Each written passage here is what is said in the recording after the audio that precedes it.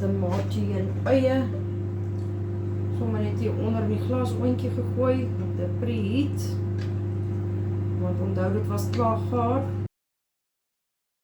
Pap, sous en 'n vleisie. Dit is wat ons eet op donderdag aand.